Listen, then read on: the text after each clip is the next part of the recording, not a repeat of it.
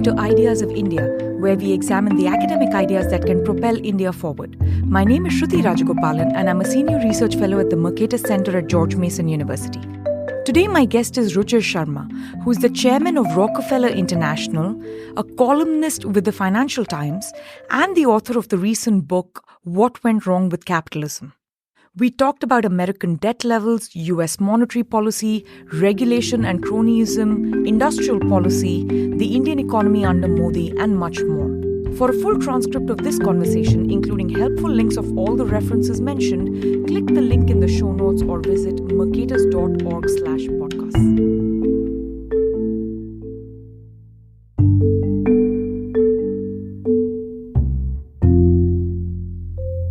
Hi, Ruchir. Welcome to the show. It's so great to finally speak with you. Thanks, Shruti. Thanks so much for having me. You are really sort of talking about how the world has gone. In your book, part one of the book, you really talk about how we've evolved from limited government to almost an omnipresent and ubiquitous government in a matter of a century. And then in the second part, you talk about its effect, the effect of this kind of expansive government on innovation, productivity, economic growth, and even, some downstream culture effects. And in a sense, it's sort of like an excellent summary of your book title, which is Why and Where Capitalism Went Wrong. However, my first reaction to the book was a little bit different. My first reaction was, oh my God, we've really gone a long way from what we imagine capitalism and markets to be. And yet, look at how robust capitalism is. Because despite all this excessive government spending and overregulation and debt, the world hasn't quite gone to hell in the more capitalist economies. And we all seem to be chugging along well. In fact, the US is more than chugging along. It is still a front runner. So how do you think about this? Why do things not seem as bad as when I read your book? Well, I don't think the idea of my book was to depress you. And I think that it's a revisionist history of capitalism, the book. But if I sort of say first that to say that the US economy is doing well, I think is both relative and a sentiment which is not shared by most Americans. Because as I say in the book, that capitalism in the other Western nations, UK, Europe, is in much worse shape than in America. The key, I say, for capitalism here is that the hallmark used to be rising productivity growth, which sort of spread the benefits to many people. And instead, what we have seen in capitalism in the Western world, including in the United States over the last 3 or 4 decades, is that productivity growth has been declining. That productivity growth in the Western world, in places like Europe and stuff, has virtually come to a standstill. And in America, the trend has been closer to 1% rather than the 2% numbers we used to see a few decades ago. So one, that productivity growth has slowed down on a trend basis markedly in America, which I say is a key symbol of the lack of dynamism or the decline in dynamism, rather. It's not as if the American economy is not dynamic. It's still dynamic, but the dynamism has come down significantly. So the decline in productivity growth for me is key. That's the centerpiece, because that's really what the key is to economic growth over the long term, as you well know.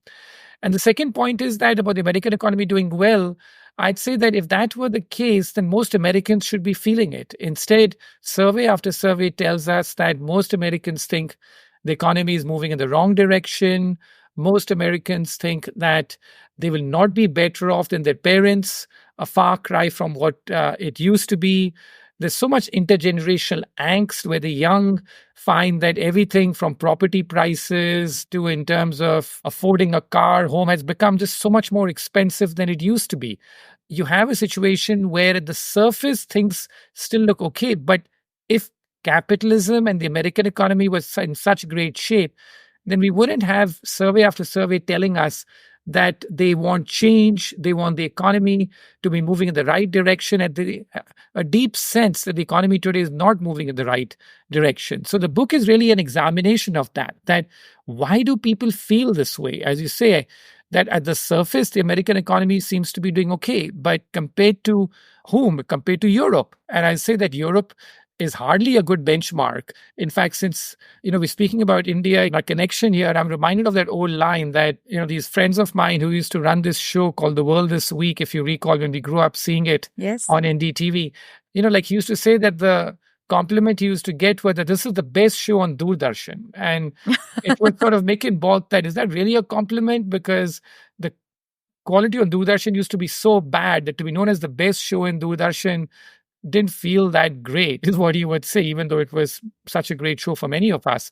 But I think similarly, I think we have a world today where there are very few bright spots, and America looks good relative to its competition, its counterparts in Europe.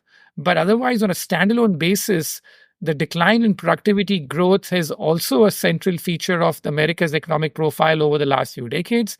And you have so many people today in America, a vast majority, who are unhappy with the state of the economy. We may get this growth at the surface, but the growth is very concentrated in a handful of companies that dominate. It's very unequal type of economic growth that we get. And as I pointed out in the book, a very old distinction that inequality is a hallmark of capitalism. Again, you will get inequality because it's supposed to reward meritocracy. But the sense that most Americans have now is that there is an inequality in opportunity. And I think that that inequality in opportunity is something which is troubling many people and many Americans. The book is really an examination of what happened. It's a revisionist history which starts off with, capitalism in America and how it was founded on limited government, and how, like after the first industrial revolution happened with very little government involvement. And then ever since we've had the Great Depression, we've had a steady increase in the expansion of government. You can argue from a very low base, and it was required. We needed, to build a welfare state. We needed some sort of, greater government involvement in the economy. But now we have gone to a level where the government, as you said in your opening remarks, is all over the place.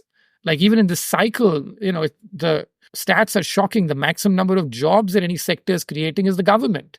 It's become such a government-led economy. The fiscal stimulus played such a big role in propping up the American economy over the last 2 or 3 years.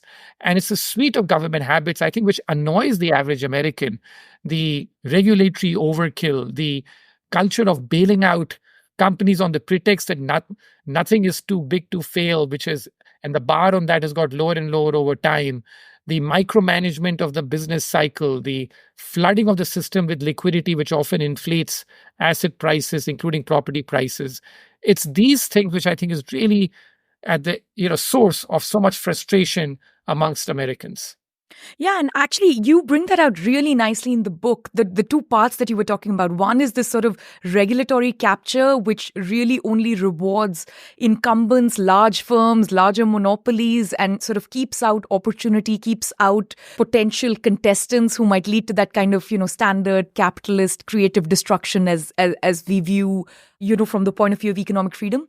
And the second part that you bring out really well is that monetary policy has largely been captured, again, in favor of the rich, right? It is about socializing losses. It is about driving up prices of asset classes, which tend to be concentrated in the hands of few as opposed to democratized in the hands of many. Can you just walk us through these two parts of the argument briefly, and then we can unpack those a little bit more? Yeah, so I think that one of the big issues that I've had with monetary policy is that the fact that, as you point out, that risk has been socialized. And I think that this was such an important thing, because one of the points I make in the book is that we seem to refer to the last 30 to 40 years as some neoliberal era. And that neoliberals become such a bad word now. It's almost like a pejorative. What most people think of neoliberal, I think, is the fact that it's led to a much greater role of markets and globalization, which is true that, yes, you've had globalization, you've had financialization, and you've had the liberalization of some key markets across the world, from China, India. Those things were very much a part of the so-called neoliberalism that we have had over the last 30 to 40 years. But one thing which gets lost in this is that a smaller government was never really something which came to be a feature of neoliberalism, because as I show in the book, across the Western world, particularly in places like the United States, the role of government has expanded quite significantly. And in the 1980s too, which a lot of people think of the start of the neoliberal era with Reagan and given his very free market rhetoric.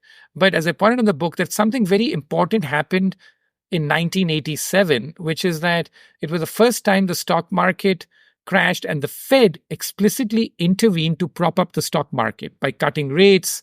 Some suspected it did even more than that in terms of involvement in the stock market, but it cut rates even though there was no visible economic damage. But the fear was a stock market crash cannot be tolerated because it may lead to a Great Depression kind of effect. And Greenspan became this big hero of the Wall Street crowd. And then, like, in fact, even the political crowd after that, because he always thought that he was there to protect you, which is that he managed the cycle so well, and that Greenspan put is the term which came to be sort of very popular after what he did in October of 1987. Now, the problem with that is that on the downside, fine. If you want to protect on the downside, because then say that we can't allow the stock market to crash too much because it lead to too much collateral damage.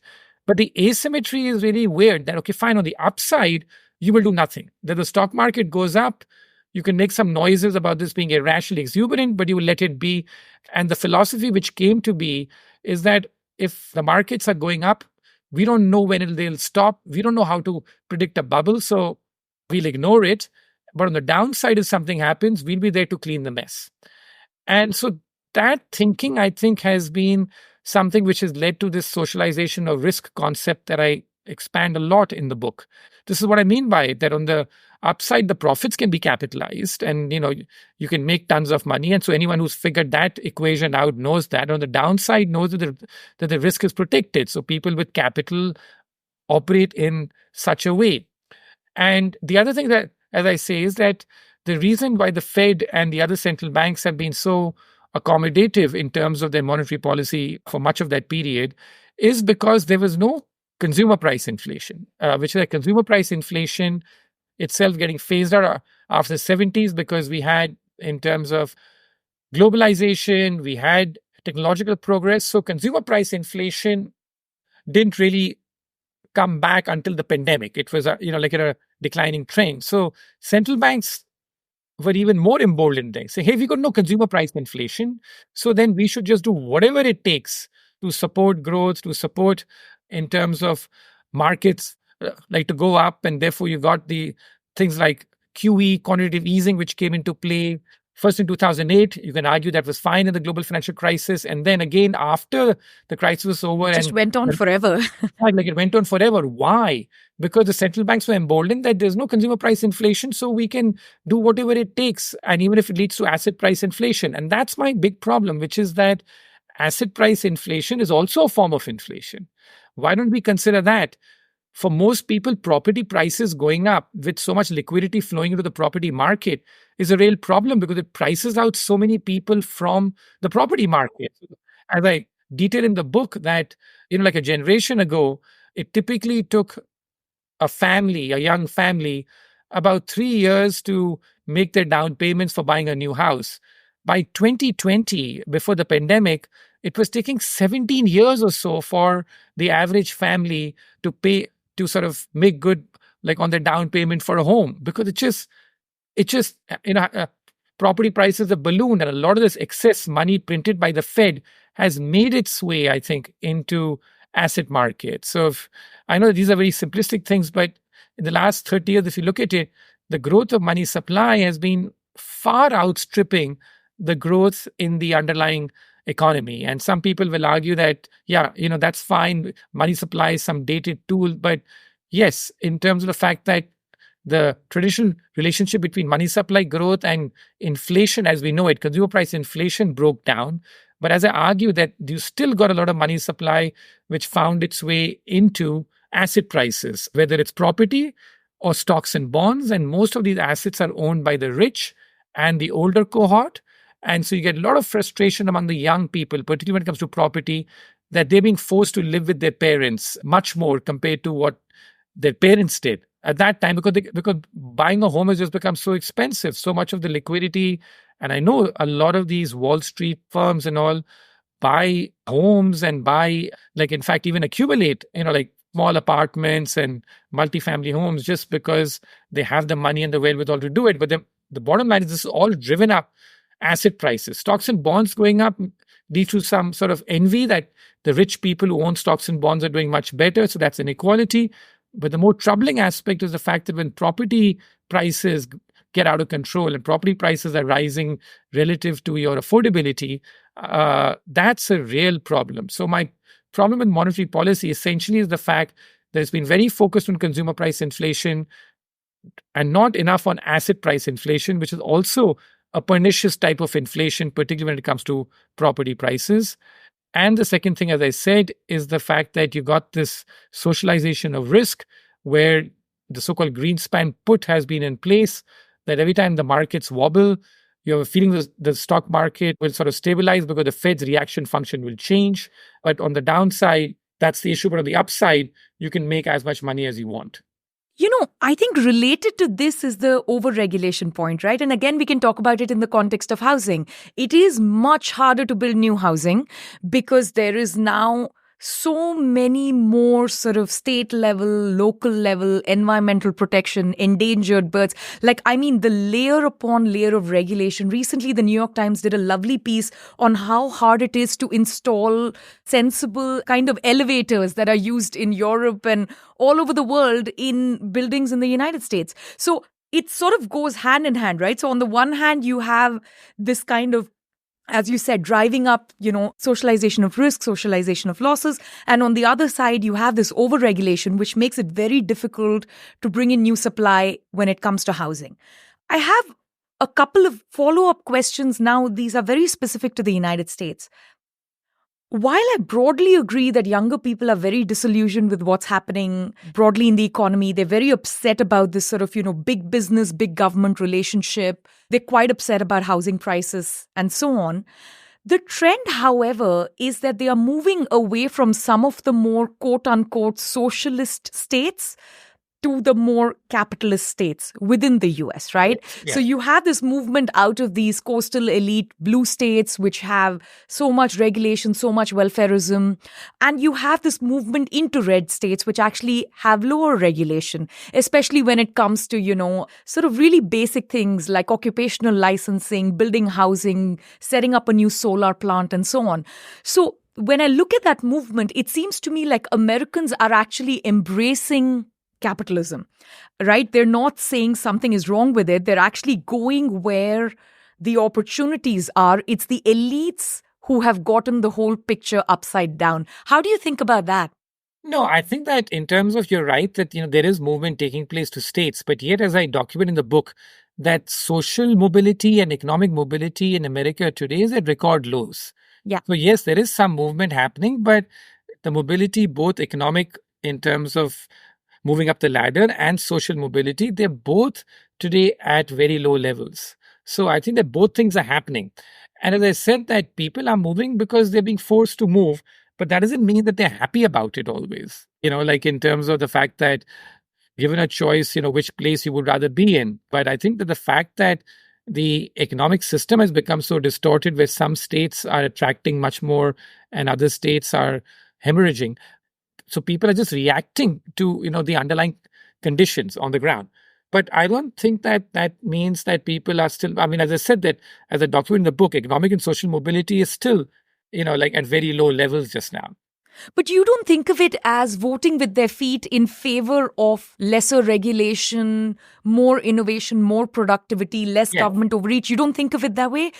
Yeah, no, I think that you're correct. But as I said but most young people also, when asked in surveys, especially they're disillusioned. They, apart from being disillusioned, when they're asked, would you prefer capitalism or socialism? Most people tend to answer socialism these days. Yeah, but is that because university professors are doing such a terrible job of explaining these concepts? Because they seem to be choosing differently with their feet. I know, but I'm saying that it's also because I think that, and this is what I've tried to do in the book, which is to sort of emphasize the point that what we have today is not the capitalism that we had envisioned, or at least the founding fathers. It's moved very far away from that. What we have today is a very distorted form of capitalism. But yet most people label what we have today to be capitalism. So when the young people aren't getting what they want out of the current system, they're obviously going to be disillusioned. So, the second part I wanted to unpack in your remarks, a lot of this over-regulation, big government seems to be driven by an elite consensus, right? So, in one sense, you're absolutely right. The whole elite consensus that the way to go is limited government, economic freedom, that seems to have broken down a little bit. One thing you don't answer in the book is why the elite consensus may have gone in this particular way. So, is it just where they are on this curve? What's happening in the US is at low levels of GDP per capita, like in any other part of any other developing country. You worry about opportunity, you worry about economic growth, you worry about productivity and upward social mobility. But at higher levels of income, people can have the luxury of being complacent. So is the fault in the elite consensus the fact that it's coming from the elite? If we had a greater diversity of, people right at the top, if we had more working class people represented in some of these institutions, do you think things would be different? Or do you think that ship has just sailed? Like the United States has fundamentally shifted into a different kind of era of big government. And it's not so much about who's making the decisions. This is just now some kind of new level or new consensus. And everyone's going to sort of operate somewhere, they can tweak along the margins, but this is where they'll operate. Yeah, I say in the book, which is that the road to hell is paved with good intentions. So I think that it's like whether it's the government or the so-called elite that you speak about, I don't doubt their intentions often, which is that, okay, they're trying to do what they think is best, but their default is to do more of what has already happened. As I said, the problem is that the reflexive action of most people is that if you have a problem, you need the government to come and fix it. And so therefore, we've seen a progressive increase of the role of government, which is that the intentions are good, but I think that it is the fact that if you think that you have no constraints, you can just keep on increasing the role of government. And as I said that, as I end the book on this note by saying that even though the crisis is already happening because it's an insidious crisis with lower productivity growth, greater disillusionment amongst the young, a lot of intergenerational inequality and angst which exists in the country. But none of this is going to change on its own in terms of it, because the crisis is insidious. You need an apparent crisis, which is that, if there's a fiscal crisis, the government literally runs out of money. That's the time when I think you will begin to see some sort of changes take place in the American mindset. I'd say that for now, I don't see much of a shift happening, even though in the book I end up by trying to offer some new thinking. But I'd say that I don't see that being implemented in any big way until and unless you have a outright crisis, a fiscal crisis. We've had an insidious crisis so far, which is a lack of dynamism, a decline in the creative, destructive fiber of the economy. But we have not had the kind of apparent crisis where you're just forced. And historically, whether it was Greece last decade or the Sweden in the 1990s, all places where the government had become too big and was living beyond their means, it took a big apparent crisis for there to be a course correction and for a shift to take place. But this is where I was really alarmed when I was reading your book, because I would have thought that the pandemic is that apparent crisis, right? Like things going into lockdown, everything just sort of slowing down, both within the United States and globally. And that didn't even register when it came to thinking about how we deal with big government or overregulation. So what is this crisis you're talking about? Is this like asteroid hit, nuclear war? Like what is the realm we are entering for course correction if that's what we need? No, but I think that the course correction, if you look at the other countries, the Sweden, the Greece that I referred to, it's like end up having a fiscal crisis, which is that the people understand that the government is living beyond its means and it, has a fiscal crisis. That's when the course correction will begin. Once you have a fiscal crisis and people will say, okay, we have to touch entitlements. We have to do something about this runaway spending. We have to do. And then I think that because the case that I'm making in the book is a bit more subtle, which is the fact that we've had an insidious crisis currently marked by lower productivity growth and fueled by the suite of government habits from regulation to the bailout culture. But I'd say that the real crisis is a fiscal crisis, where people will be like, okay. And that's what we have seen in places like Argentina or before that, Greece, India and all that. in Yeah, 91, yeah. exact classic. That governments only reform when they run out of other people's money to spend. So I'd say that until then, they'll keep finding new ways to raise revenue to try and fund the government. And the disconnect is here that you have the Trump folks who just want tax cuts and not touch spending, and think that the old thing that, oh, if you cut your taxes, you'll end up getting higher economic growth and that will take care of all your deficits. It didn't happen during the Trump's term. We saw that he cut taxes and the deficit widened under him. And under Biden, it's going to overdrive. The spending under Biden is like just out of control. The deficits he's running are in a totally different zip code. So, this is where the American experience in the last few years is a little bit puzzling, right? Have Americans not been forced to reckon with this problem because they are still doing better than the rest of the world? So money is still available, right? America is still the place to invest when American bonds are issued or T-bills. There are lots of people who are willing to buy them, right? There are still lots of people who are willing to invest in America. It is still the number one place for immigrants to move. So is it still riding off the spoils of that wave, and you think the reckoning has not yet come, or it's just eventually going to come? Like, even with all of these factors, even if the US is doing better than Europe and Canada and Australia, at some point this will come to bear. And maybe later than sooner, but it will come to bear. Yeah, there is a lot of hubris, I think, American policymakers, that we have the world's reserve currency. Where else will the money go? What's your substitute? Some communist China, or to do with Europe, which seems to like always disappoint. Where's the money going to go? So I think that the fact that America has the reserve currency, which allows it to borrow more and at cheaper rates, as the research has shown, has led to this complacency that it doesn't matter whatever happens. We can keep doing what we want. Where else will the money go? Because look at our tech prowess. Look at what's happening on the AI front. Where else will the money go in terms of it? So I think it's that arrogance. The problem is that you can't keep testing that limit, because once you test the limit, then you're getting into a crisis zone. So, here I want to get into the question of US debt, right?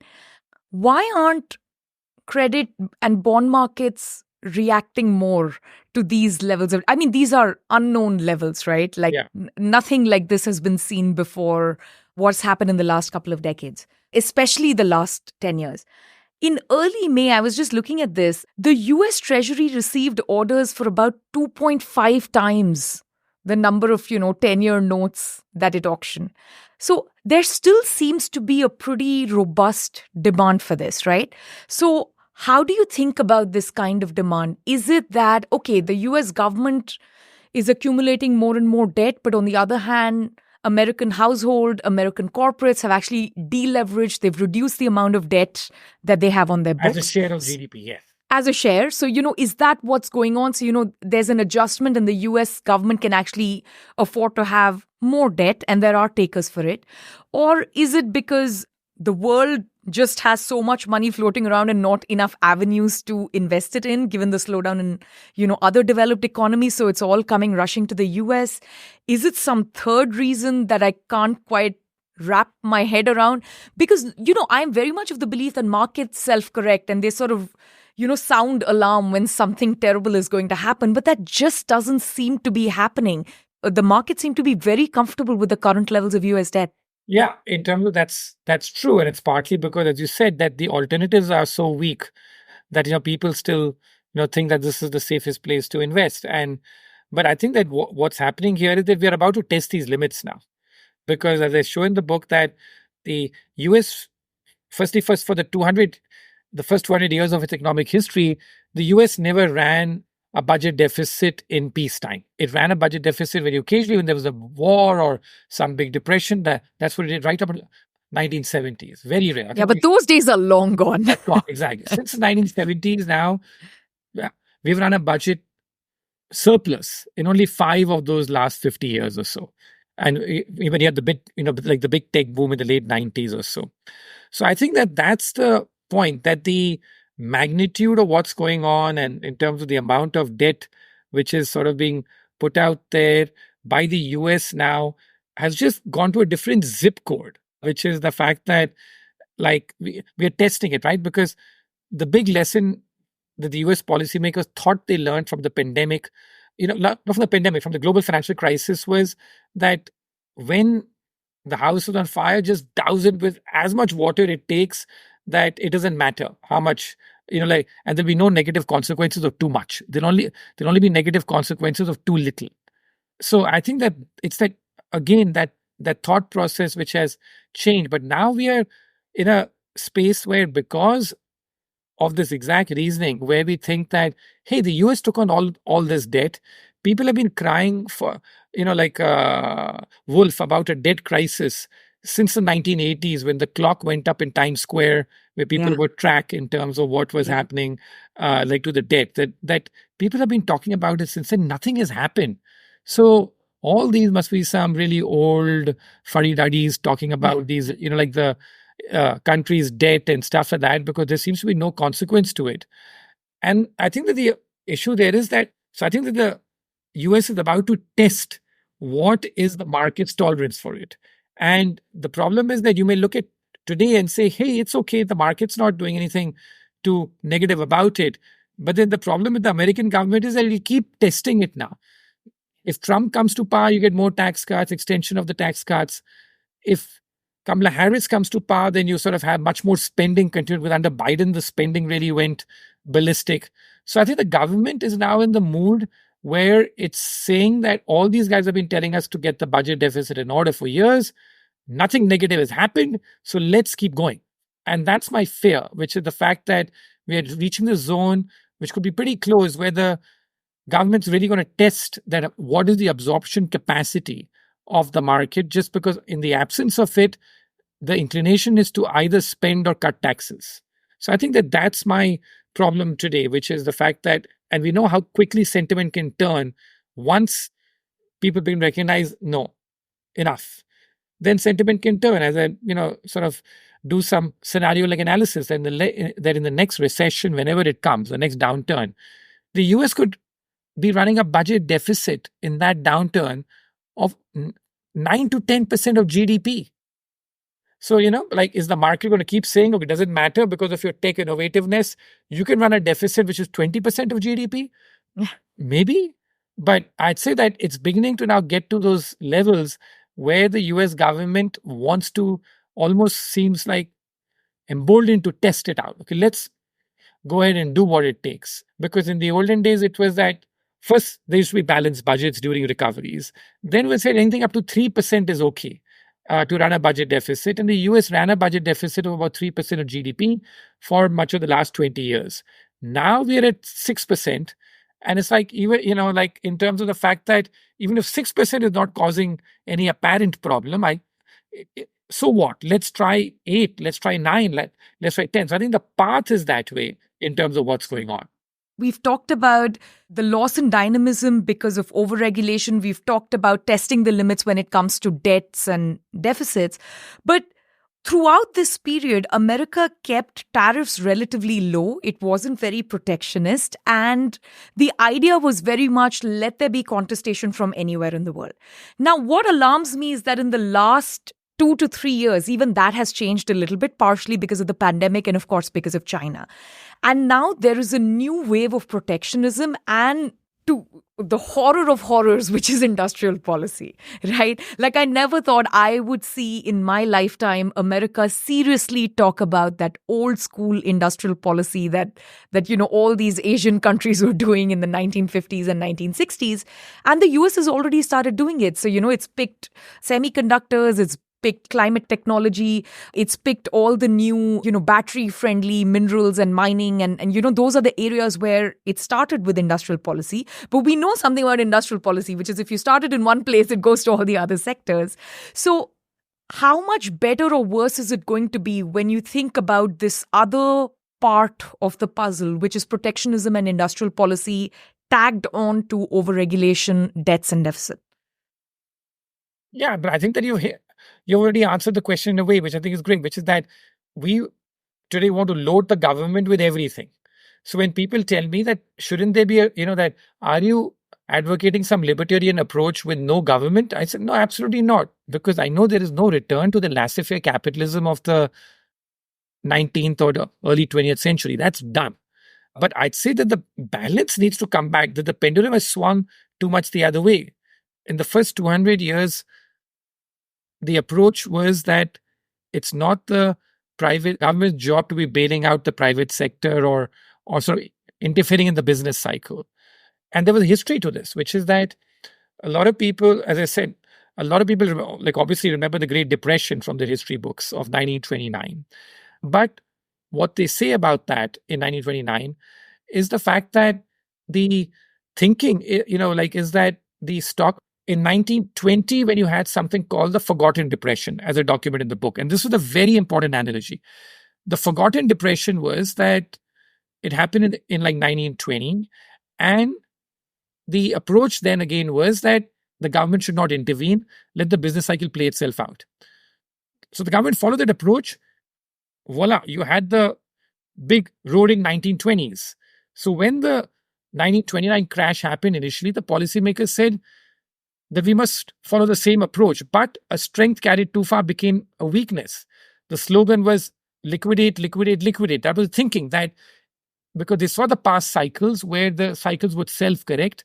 And here they thought that if we precipitate a liquidation in a way, we can set the base up again for a big roaring 1920s kind of way. That was because that was the guided by the past experience.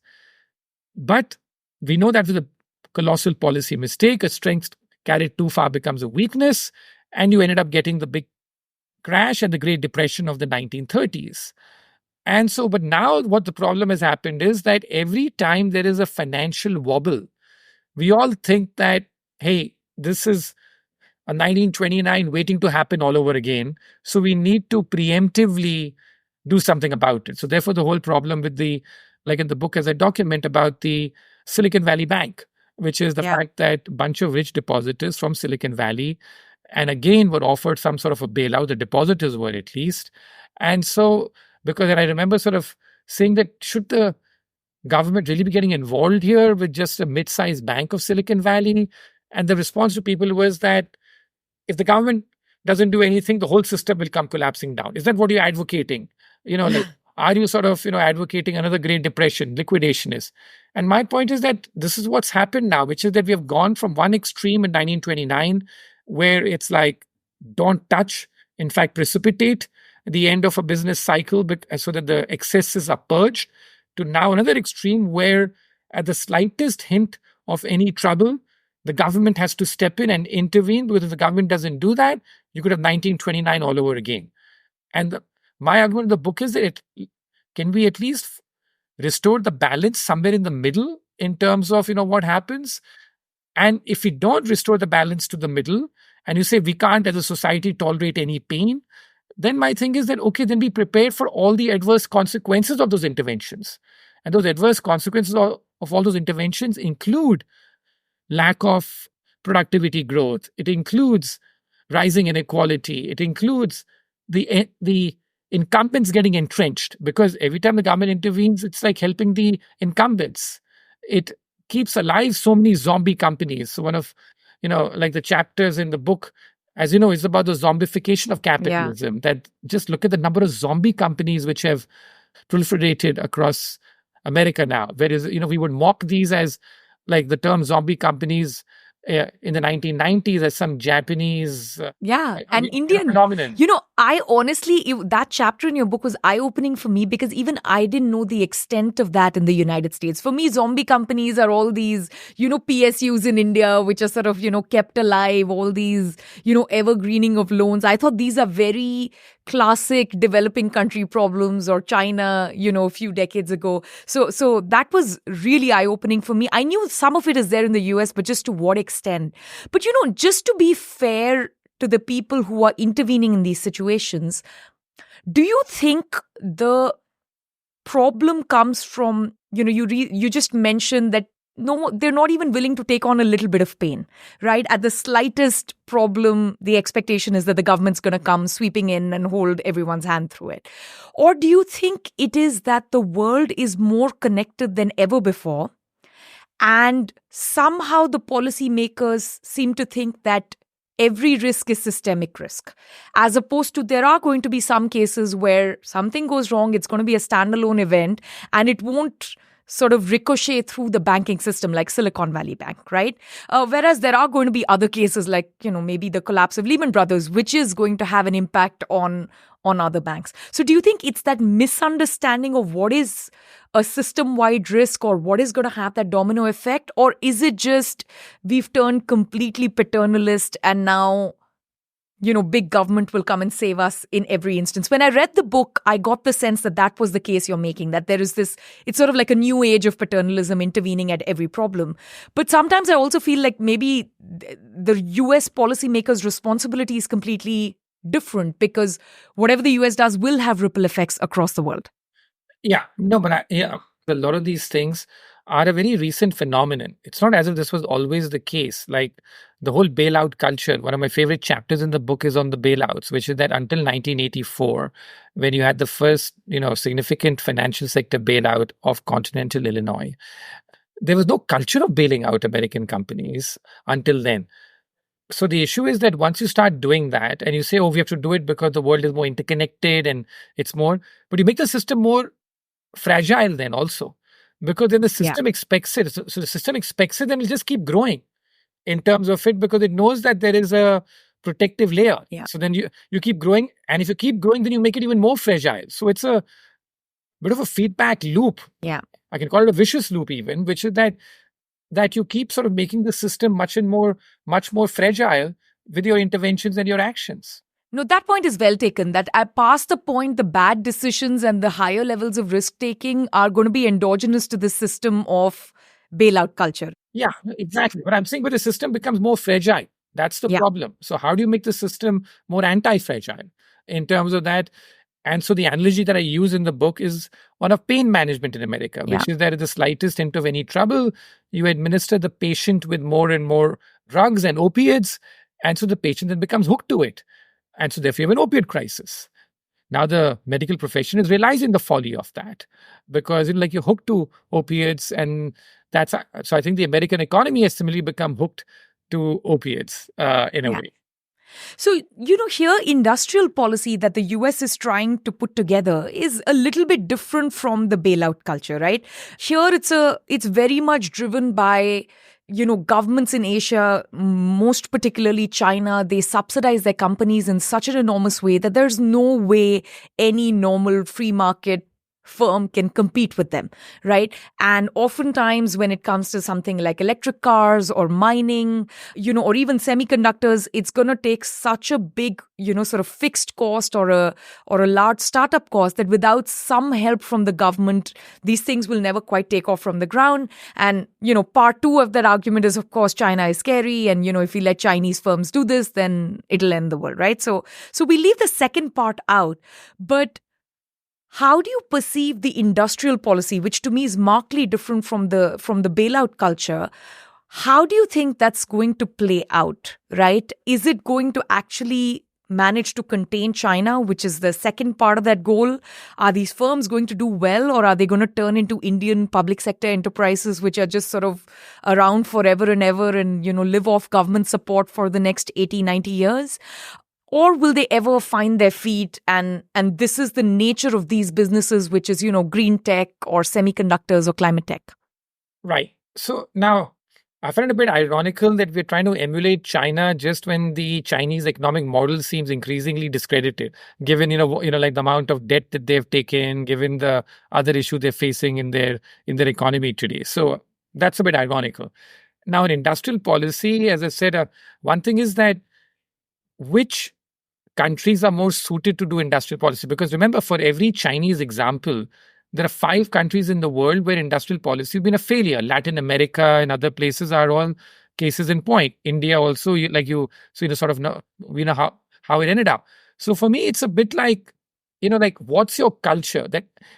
And is industrial policy better done by governments which are very efficient authoritarian regimes, which can sort of, make where technocrats can make some decisions and force it down? Is industrial policy compatible with a democratic, chaotic system.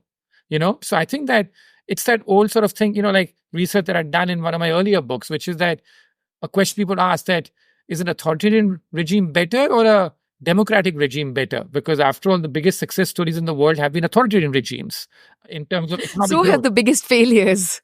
Absolutely. So that's the point I made in that for every one success, there are 5 failures in Africa under authoritarian regimes. So I think industrial policy has a similar track record that it's worked here and there, but we forget all the places where it's badly failed. And again, it's the hubris of the government to think that they in America can do it best, whereas America has been founded, and this goes back to the basic of the book, has been founded on a principle of limited government. That was America's hallmark. In fact, America always lagged Europe in terms of setting up a new welfare state, setting up a government and stuff. And China, on the other hand, started out with maximalist government, which then retreated over the last 30 to 40 years. So, and it's an authoritarian regime at the end of the day. So the issue is that for us to just do something, because some other country did it, and you quote that one example where it sort of succeeded in East Asia somewhere, and then to say we can do it, but is it compatible with our system? And then what all is this government going to do? Which is that in China's case, as you know, that when it was doing some industry, when the government also followed a very ruthless form of capitalism as well. China never had a welfare state for many, many years.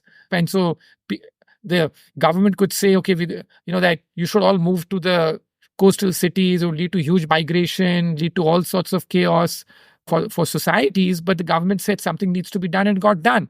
So the problem in America is now that we want to copy all the ideas from the rest of the world of what the government's doing. But there's no discussion about copying some of the ideas of minimalist government as well. As I argued, it was a whole chapter in the book about Taiwan. It's such a successful East Asian country. And the reason I quote Taiwan is because I say that in the pandemic, everyone spoke about Taiwan as this country which handles the pandemic very well, about its state being so efficient, tech savvy. It's okay, fine. In Taiwan, government spending as a share of GDP is 20%. So you can get a lot by not throwing that much money at the problem. So are we going to sort of emulate that? Or are we going to emulate any example in the world which involves more government? And then and if you end up overloading the government, you'll end up getting more inefficient outcomes. So if you want the government to do industrial policy, you want the government to spend more on defense, you want the government to also support, green tech, climate change policies, you want the government to regulate anything which appears to be a bit risky. So what all is the government going to do? And you're going to end up with a lot of inefficient outcomes if you're going to overload the government with so much responsibility. And that's already happening, as I go back to the fundamental point that if things were working really well, you would have very high productivity growth, and most Americans would be very happy with the way things are turning out. And instead, they're not. And the first step to a cure is to diagnose the problem. If the problem is too much government in the first place, and you're going to keep adding on more layers of government or more government action, then just be prepared to have more of the same problem. That seems to me the logical conclusion. The other thing you talk a little bit about the book, not in as much detail as some of these other themes, is the decline in birth rates, right? So one part of these, sort of increasing deficit and debt levels is that someone has to pay for it in the future. And a very large part of economic growth and productivity comes from literally the head count of people. And if the head count of people starts declining, then we're in trouble. We've seen a little bit of that with Japan, with the aging population. And now the fear is that's going to come to Europe and the United States. Do you think the US will have another sort of baby boomer moment or decade? Do you think we'll solve this by immigration, or do you think we'll just perish like Japan? I'd have the same question for South Korea, actually, if you have any thoughts on that. Yeah. No, I know, but it's very hard to reverse demographic trends. Something I spoke extensively about in my first book, Rise and Fall of Nations. My previous book, rather, first book was Breakout Nations. That's very hard to reverse demographic trends. So I just feel that I don't see a big reversal in this trend. Perish may be too strong a word, but I think that the population growth around the world has peaked and it's declining. Like in the 1980s, there used to be just two countries in the world where the working age population was declining: Afghanistan, Somalia. Today, there are more than 50 countries in the world where working age population growth is declining. Again, America looks relatively better compared to Europe on this metric too. Yeah. Yeah, Because and of like immigration immigration, plays a big role mostly. into that. But in general, even the birth rates are much better than in many European countries. But immigration's been like a core strength of America. So the issue is that, once again, but like immigration has become as you know, a very hot topic, and to expect immigration to support this is not even that feasible anymore, because there's obviously issues with the social fabric of a country when you have too much immigration at some point in time. So I think that that's the whole thing, that in general, we have gotten used to now, we have to get used to a world where economic growth is going to be lower, both by demographics and due to productivity growth. I know there are things like AI and stuff which, excite many people, and it's possible that AI leads to a productivity boom. But remember that even with the internet boom in the late 1990s and early 2000s, it led to a big spurt, but it very quickly faded. And I think that there's the accelerated effect coming from technology, but there's a depressant effect coming from the role of government there. So they're sort of going against each other. I have a couple of questions on regulation. I mean, I completely agree with you that America has got like this mountain of regulation. Every year, more and more is stacked onto it. Yes. But there are two ways to think about this impact of regulation, right? One is to reform it, and this would be the old school way of deregulation, repealing a lot of these laws and price controls and things like that. But the other way is making it irrelevant, which we've increasingly done through technology. So, an example would be New York City, right? You live in New York City. And this would be something like the New York City taxi cab cartel and the medallion, right? So the government didn't deregulate it in any meaningful way. That cartel was impossible to break. But instead, that cartel kind of became irrelevant because you got Uber, and you got Uber because of about a 20-year, technological shift through smartphones and GPS location and, payments that were digital and so on. And so it seems like that, that crazy impact of the New York taxi cab cartel, which is technically still on the books, we don't feel it in our everyday lives, right? So do you think this is what's going on in the US, that a lot of the productivity shocks that are coming from the tech sector actually take that edge away from this kind of crazy overregulation? We don't feel it quite as much because we can do telemedicine, because we can book an Uber and, so on and so forth. Housing costs are terrible. You got to live really far away, but you can telecommute into work and so on. No, undoubtedly that technology and like all these things are playing a positive role. But my point is that, that how do you sort of say that, like having 3,000 new regulations a year, and under the Biden administration, the number of regulations has exploded even more, and the cost of that has exploded. And and this has all happened a lot more in the last 20 years or so. Yeah. And the total number of regulations which have been withdrawn over this time period have been 20 in total. So, like you introduce 3,000 new regulations a year over 20 years on average, and you withdraw 20 in total. So where is deregulation? You're right that some of it is happening by stealth because of technology and other things. But by doing so much of this, like regulation, you are like stifling lots of small and mid-sized businesses. So like one of my, again, favorite chapters in the book is about the oligopolies. And as I argue in the book that so much research has been done as to what's behind these oligopolies, particularly in the tech sector. And the very lazy sort of answer is it's all got to do the network effect and, like the globalization and the spread. But I show in the book that if that was the case, then why are sectors such as the beer industry or coffin makers, why are they also consolidating, amongst a few players? And I say that the government effect is much more powerful than the regulatory, than the network effect in terms of explaining why we have so many oligopolies here. So I'd say that there are a lot of perverse consequences of this regulatory environment, because regulation by definition tends to be pro-incumbent. It tends to be pro-big business, because the big businesses have the wherewithal to deal with all the lawyers and the money required to set up a new business. As I said, in the last 20 years or so, I know it for a fact, having experienced it firsthand, the cost of setting up a new investment fund, as just an example, has gone up 10 times. And the average American spends 16% of their working time dealing with legal compliance courses, other attestations and stuff, which is just dead weight loss on the economy. So all this is the cost of regulation that I'm trying to bring out here. Whereas what you're talking about is, sort of new industries and, going on their own and stuff like that. But just look at the cost you're putting on the average employee in terms of that. Just look at the way you're stifling small and mid-sized businesses by this massive regulatory burden and the cost that you're putting. And there's been no true deregulation on a net basis. That would mean that the number of regulations coming down and you're having that. We haven't seen that era. Yeah, no, I don't disagree with you on that. I just always keep wondering why people don't protest, right? And I think one of the reasons people don't protest is there are these other avenues which have sort of softened the blow of this kind of regulation. I actually think one of the worst costs of the over-regulation that you're talking about in the book is how it gets exported to developing countries, right? So we have this idea of best practices, that get exported. India recently proposed a new framework to regulate digital marketplaces, which are all these big tech companies and network goods.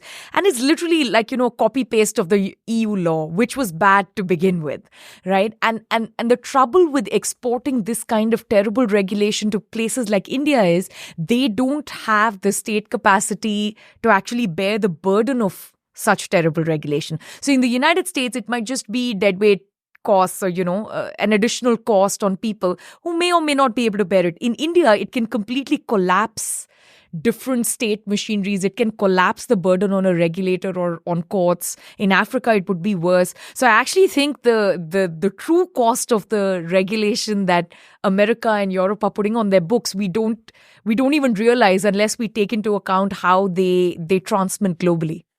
Yes, absolutely correct in terms of that, and that's, brings me back to the reason for writing this book, which is that here is America.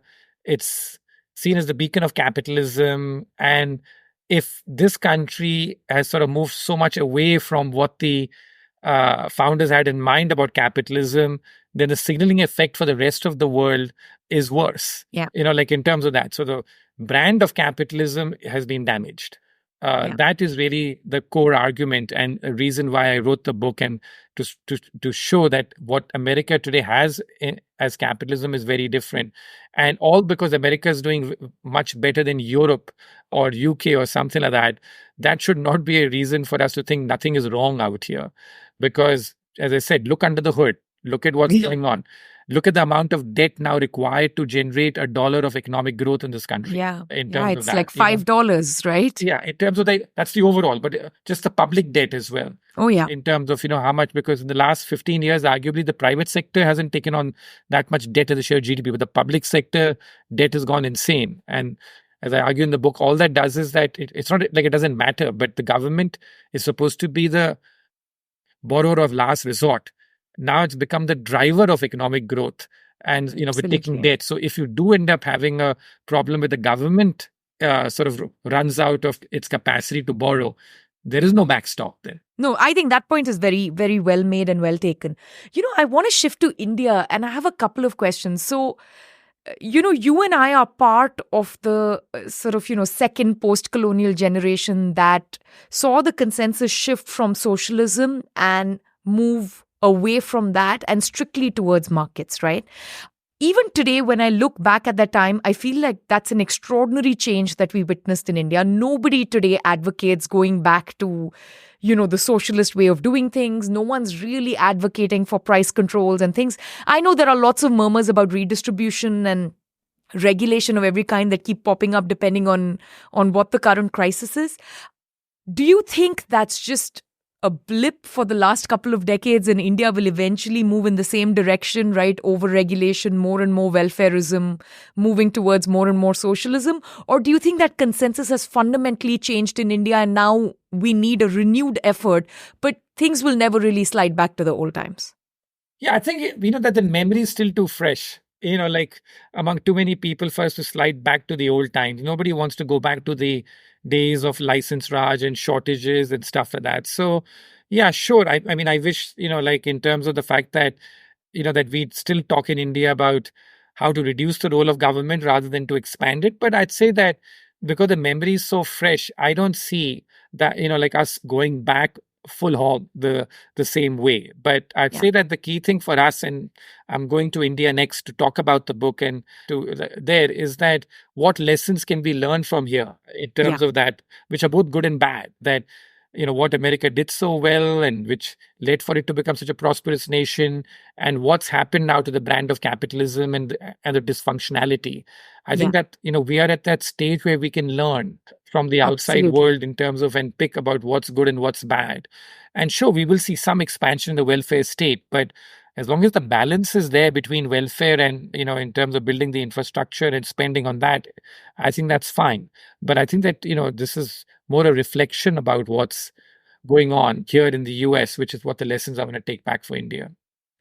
One way I view the Modi government over the last 10 years is there's a lot of fiscal prudence, so there is an effort to be more and more transparent about what kinds of deficits we have and put them on the books, and also a genuine effort to keep those deficits in check, which I really appreciate. But on the other hand, my big problem is what they actually spend on, right? So we're still spending on propping up some of the most unproductive sectors of the economy, massive fertilizer subsidies and, free water, free electricity, all those, old socialist things are still very much intact in India, or they're actually about 2% of GDP that, the government subsidies to keep agriculture propped up. And so my issue is more with what they are spending on, that they're not spending on health and education and infrastructure, and they're really spending on all these useless things, as opposed to how much they are spending. So do you view it similarly, or do you take what's happening with the Modi government and their government spending very differently? No, I'd say that in terms of what they have done, I mean, I think that you've summarized it well, which is that the macroeconomic management has been relatively prudent, and I, Yeah. Was openly complimentary about the fact that they did not do this massive stimulus in 2020, 21. There's a lot of optics about how they're spending, but they didn't do that, which Yeah. kept the macroeconomic situation much more stable. I think, especially for an emerging market. I mean, like a recognition that you couldn't do that out there. But I'd say that in terms of in India, as far as I'm concerned, it's like everyone's sort of competing on like welfareism. So how much more could they do and how much more they can do? I just don't know. Like in a society like India where socialism is still there, as I said, that the memory is gone, like it's still fresh, but not going back to the license Raj days. But the sort of proclivity to keep spending on poor or on welfare Redistributing, yeah. and like that's still there. That's not that's not gone. As a society, it's very different. Here, like societal things matter. America has been founded on a principle of limited government. Like in India, that's not quite the case. It's still always been one which has relied on the government much more there. So My Bab government, for the lack of a better term. yeah. So I'd say that, like in terms of what's improved in India, I do feel, and in all my election travels, which I do a lot in India and see the countries, that the delivery mechanism has improved. That the leakages are still there probably, but they've come down a lot. So I think that they're being able to get much greater bang for the buck by that. Because if you look at the overall spending, as you said, like they're still spending a lot on possibly inefficient stuff, but as a share of GDP, it's been under control. But they're getting much more bang for the buck in terms of that. And even the states governments are benefiting from that. They're getting much more bang from the buck by being able to distribute much better. Like in terms of, because the digitization has really improved the delivery mechanism in India. Yeah. Overall, what is your advice for like sort of Modi 3.0 when it comes to economic policy? I think that, as I said, that I've long given up the advice of giving advice just because I think it falls in deaf ears. No one really listens to any of it. My only, stuff which has always been is that I'd said so for the second term too. I think that the investigative agencies in India had gone into overdrive. Yes. They've been let loose. I think that they've been weaponized, and I think that has economic consequences too, because you may be doing it for political purposes, but once you empower them, how they misuse the power at the ground level is like something which is very intimidating for many businesses and small businesses and, like other sort of agencies out there. And it's also something which I think also scares foreigners and stuff like that you never know when this regulatory gauntlet is going to come and fall on your head. So I think that, like to keep, like if you really want to sort of keep fostering more private investor confidence in the economy, foreign or domestic, how do you keep these agencies under check, under some rule of law, rather than just sort of take the high horse and say it's all there to eliminate corruption. Anyone complaining against them, like is siding with the corrupt. I just feel that that's just misguided. And the advice I always say is that the problem with, and this is the template, although the Modi government has somewhat defied it so far, is that the longer a government stays in power, the more complacent it becomes. Yeah. The more arrogant it becomes, and the more inward looking it becomes, because you're surrounded by the same sycophants telling you all the nice things which you're doing and happening, and you sort of shut yourself out to any critical eye or any outside advice. So I hope that that they are going to see it in that context, that to have an open mind, to have known what was happening. And we saw just now that they sort of paid a price for it, because their echo chamber and echo bubble made them believe that they were going to come back with a bigger majority, a more thumping majority and stuff like that. I don't think that they were prepared for what happened eventually. It came as a shock to them, just because I think that they were not hearing the voices from the ground. And if anybody wanted to say that, they'd be sort of shut down, or you'd have the troll army go against them. So, and I personally saw that in terms of when I was there covering the elections. So, I want to go back to that column that you wrote when you were covering the run-up to the elections. And you wrote that there seems to be no Modi wave on the ground. But on the other hand, no one's saying terrible things about the Prime Minister either. So there isn't a wave in the opposite direction to sort of dethrone Modi either. And I remember that, you also got trolled a lot for that particular column, because, the FT generally gets trolled for its coverage on India. And this in particular was, there's no evidence that Modi is not going to get dethroned, and still FT people don't want to believe that, there's a Modi wave and so on.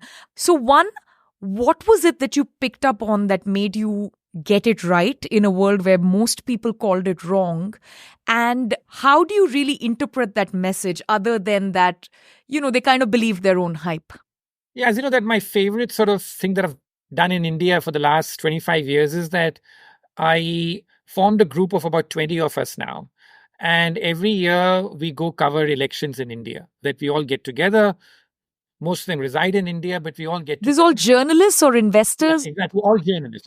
So this is my other side. I mean, as you know, I wear two hats. I'm an investor, but, I'm also like a writer, author.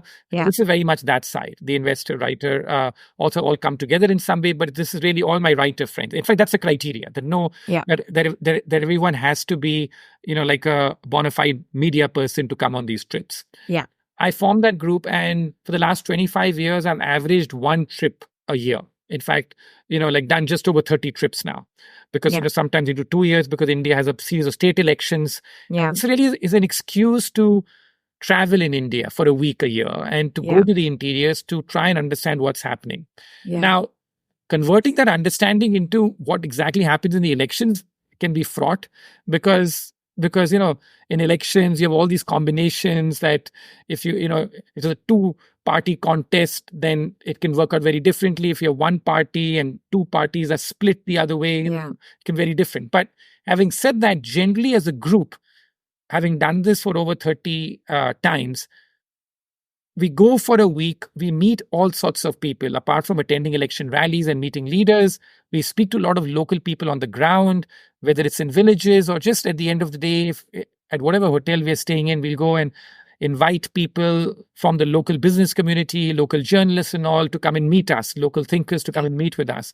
So it's an aggregation of that, both, 20 relatively smart people meeting a whole bunch of people along the way over a week, and then to try to come up with some informed output of what was happening. So this time I had sort of made an interesting route, which was, we decided that we're going to travel coast to coast. So close to the east coast is Vijayawada in Andhra Pradesh.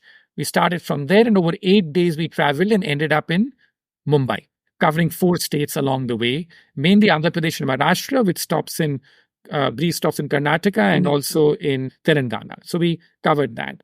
And a sentiment I heard on the ground, particularly in key battleground states such as Maharashtra, was that one, there was some, like in India, that's the problem, which is that no matter what a government does, there's always anger in terms of that. And I think that, but one anger at some onion prices rising somewhere or something like that. But one theme we sort of picked up as we were traveling was that people wanted some opposition. That they were getting a bit tired of this sort of totalitarian narrative that it's all about Modi, and like in terms of it, he's all conquering. In terms of people getting a bit tired that, yeah, fine, we understand you, and we have no big complaints, but we want an opposition. We want a check and balance. So I think the democratic fiber of India is something which I've had great faith in. So the book I wrote in 2019, also I wrote the same thing, right? That even if Modi wins, don't underestimate the democratic fiber of India that runs deep. This is not a Russia or even a Turkey or something like that, where, democracy does not run as deep. It runs in the veins of Indians. They want some sort of opposition.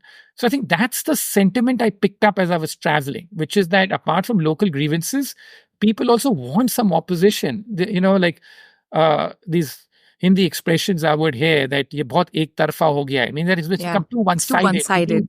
We need something. So I think that picking up that sort of, sentiment through our travels is something which informed us, I think, and sort of emboldened me to write this piece, which obviously got a lot of pushback and not just by the readers in the FT. It was also published, a version of it in the Times of India. And then I was on TV speaking about that. And I remember that the day the exit polls came out, some of the TV anchors decided to take shots, like in a somewhat indirect way, but pretty clear it was directed, by saying that all these guys who come and travel and all that don't understand the Modi phenomenon and like all that sort of stuff. And so I think that, but the whole issue is, I said that for me, these are just wonderful journeys of India, like exploring India. And so that was the result so we all try and sort of forecast elections in the US. Also, people keep asking me who's going to win. I have no idea. I don't know who the other 19 were who traveled with you,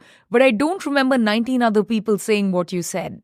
So you must have picked up on something, or you must have been willing to say something that the other 19 were not willing to say. No, in all fairness, I think that what we do at the end of every trip is we sit down and we make everyone gives their individual forecasts in terms of how many seats think that they're going to get. This is a fun game, right? In a way, because I mean, it's we're all doing this, right? Exactly. I mean, it's fun. This is our national pastime. It's a national pastime. So we did that, and I have to say that we don't disclose this much, but I can speak about it now with the distance of time. That the group consensus number was close to 260. Some of us were lower than that, but the group consensus was 260. And I mean, you'll always have outliers, but the media. Why did they publish it? Because of the reason that it leads to so much backlash. It leads to so many people don't want to be part of this, be in this thing. And again, we're not doing an exit poll. Yeah, fair. We're doing a straw poll amongst people who are traveling and trying to figure it out. And we haven't traveled to every state. We're doing a straw poll. But I wanted to say that we did have a sense. Now, 30 plus election trips, there are times when we've got it wrong also. Fair. We have traveled. I remember we traveled to UP in the last election, and we thought that the Samajwadi Party would do much better, and we figured out later it didn't, and it was partly because we got the sampling wrong, that we went to a part of UP, of eastern UP, which is such a large state, where the Samajwadi Party was doing very well, but the rest of the state wasn't. So there's no science behind it, and the problem is that in this country, as you well know, making a wrong forecast is remembered much more than making a right forecast.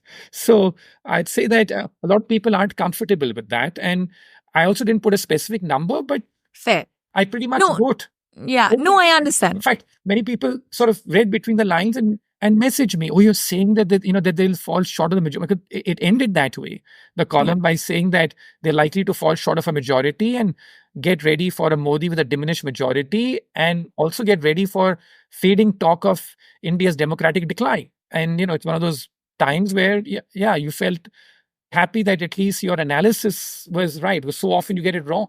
No, you called another set of elections absolutely right. You wrote another column this year on how 2024 is really the year of democratic elections, right? Like all the major countries, there's a spate of elections. Yeah. And you wrote that most countries will face anti-incumbency except India and Indonesia, right? And Indonesia, I mean, the incumbent is term limited, but it was with the incumbent support that the president won. And, in India, of course, Modi did come back for a third term, though with a diminished majority. And in a lot of the other elections we've seen so far, the incumbent has been dethroned. You specifically had a line about Biden there.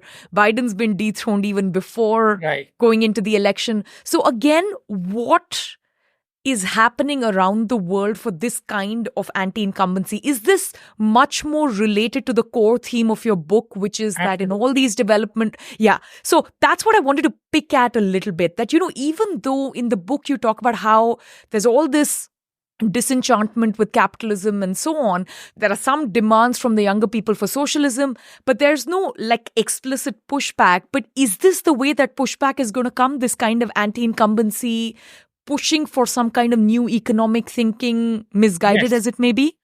Yes, I think, that's the thing, which is that people are just keen to get change. They're not happy with the status quo. And this is what I think, like you talked about the elite consensus and all, I think this is what they're missing, which is that people want change. So I think it's the best thing that's happened to the Democratic ticket, which is that, like in the US too, that they've asked for, that at least offering some fresh face. You can argue some alternatives, it's not a fully fresh face, but they're doing that. So I think that people are not happy with the status quo, and that goes back to the core argument of my book, which is that capitalism is not working for the average person, and at least capitalism in its current form.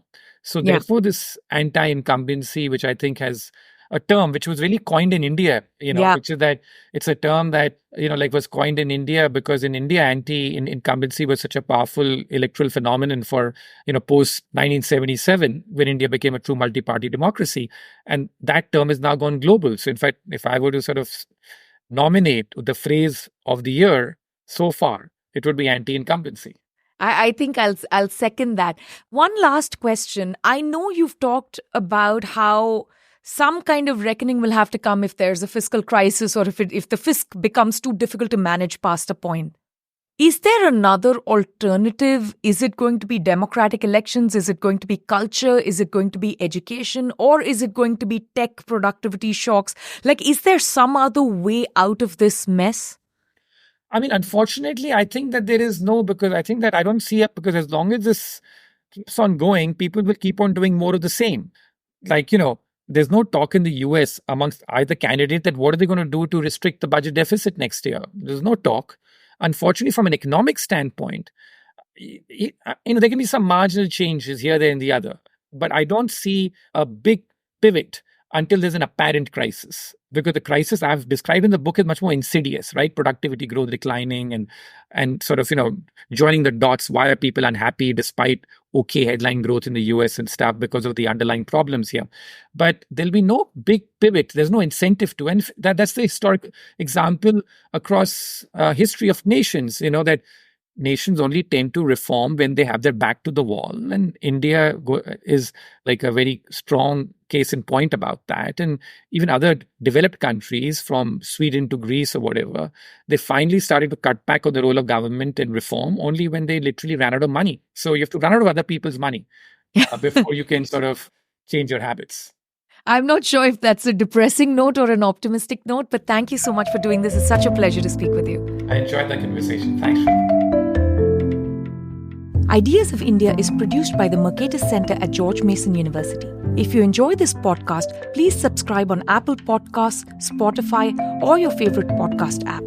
Help us grow by giving us a rating and leaving a review. Follow us on Twitter at @SRajagopalan and at Ideas of India. Also check out our initiative commemorating 30 years of India's market reforms at the 1991project.com.